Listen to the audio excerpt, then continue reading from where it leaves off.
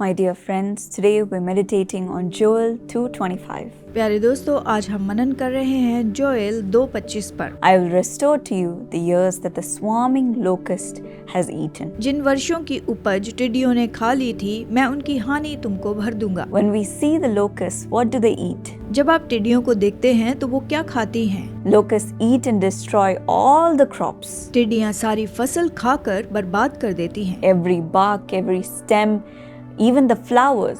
हर तरह के तने, हर तरह के पत्ते और फूल भी। It doesn't leave anything behind.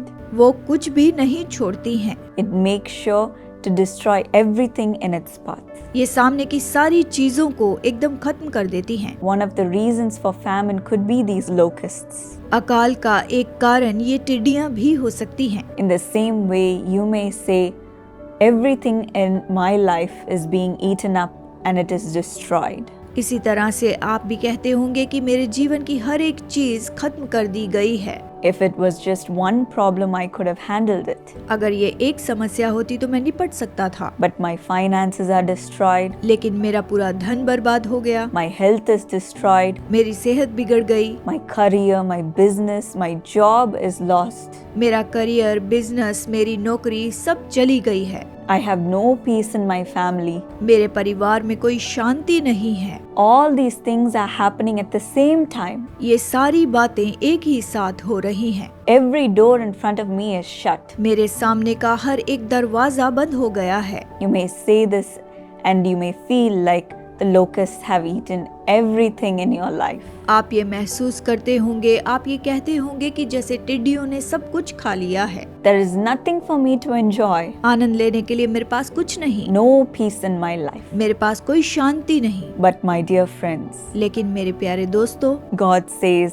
that He will restore everything that you have lost. परमेश्वर कहता है जो कुछ भी आपने खोया है वो सब कुछ लौटा देगा। Why restore and why not just replace what I lost? मैंने जो खोया वही नहीं लौटाएगा, लेकिन उसे नया बना कर देगा। When God restores something in your life, जब परमेश्वर आपको कुछ वापस देता है, He will give you back double of what you've lost. जो आपने खोया है उसका दुगना वापस देता है। Don't we see that in the life of Job? क्या हम अय्यूब के जीवन में ये सब नहीं देखते? He had lost everything. उसने सब कुछ खो दिया था। His health, his family, his wealth, his possessions. उसकी सेहत, परिवार, उसकी धन संपत्ति, सब कुछ। There was nothing left for him. उसके लिए कुछ बाकी नहीं था। He was in the street, वो सड़क पर आ चुका था, all alone, एकदम अकेला। with nothing to say that this is mine. उसके पास ये मेरा है कहने के लिए कुछ नहीं था। But when he held on to God, लेकिन जब उसने प्रभु को थाम लिया never letting him go, और उसे नहीं जाने दिया, God gave him back 2 times of what he lost, जो उसने खोया था परमेश्वर ने उसे दुगना लौटाया, restored in double measure. उसे दुगने माप में दे दिया। So even in your life, यहाँ तक कि आपके जीवन में भी He will not just replace what you have lost. आपने जो खोया है वही नहीं लौटाएगा, He will restore everything in double measure. वो सब कुछ दुगने माप में देगा। For all the years that you have lost, जितने साल आपने खोए हैं, for all the peace that you have lost, अपनी जो शांति खोई है, all the dignity that you have lost, आपने जो सम्मान खोया है, He will give it to you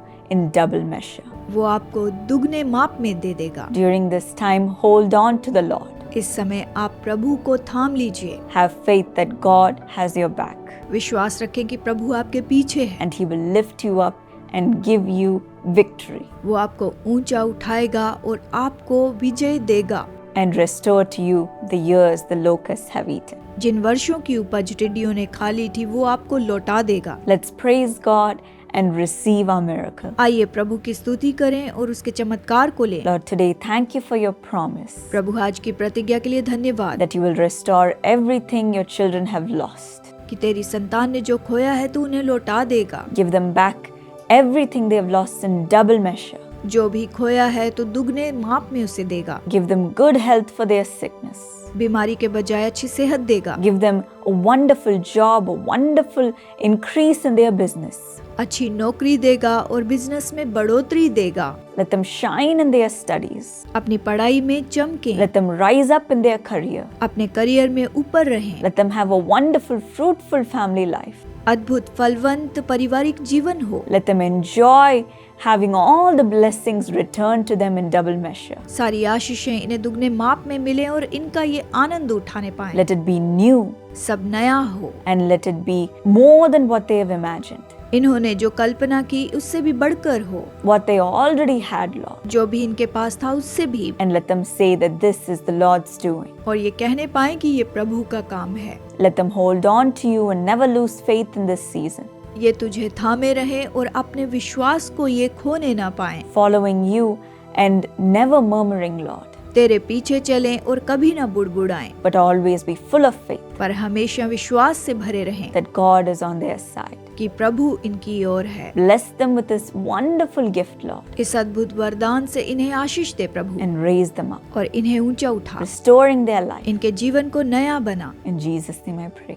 यीशु के नाम में मांगती हूँ, Amen. आमीन। God bless you. Prabhu Ashish they. Precious Mrs. Deepti Marak, thank you so much for your thank offering, which is a blessing to millions of people. बहुमूल्य Shrimati Deepti are मरक, आपके धन्यवादी भेंट के लिए धन्यवाद जो लाखों लोगों के लिए आशीष का कारण ठहरी है। According to 2 Samuel 7:11, may the Lord build your house and prosper you. दूसरा सैमुएल 7:11 के अनुसार परमेश्वर आशीषित करे, जहाँ वचन कहता है, वरन उस समय से भी जब मैं अपनी प्रजा इजराइल के ऊपर न्याय ठहराता था, और मैं तुझे तेरे समस्त शत्रुओं से विश्राम दूंगा, और यहोवा तुझे यह भी बताता है कि यहोवा तेरा घर बनाए रखेगा। Father, bless Sister Deepti and Brother Purno with a own house, good health and goodness and blessings and peace. पिता बहन दीप्ति और भाई पूर्णों को अपने स्वयं के मकान से आशीषित करे, और आपकी भलाई, अच्छी सेहत, शांति और आशीषों से अनुग्रहित करे। Bless Richmond, Diamond, Ashna and Salang with wisdom, great accomplishments, and give them good jobs, Daddy. Please do it quickly. Prosper them as God's children. In Jesus' name. और रिचमंड, डायमंड, आशना और सलंग को बुद्धि दे और महान उपलब्धियों को दे परमेश्वर, और उन्हें अच्छी नौकरी से आशीषित करे पिता, बहुत जल्दी से करे, और अपने संतान के रूप में उन्हें समृद्ध करे, यीशु के नाम में। Amen. God bless you.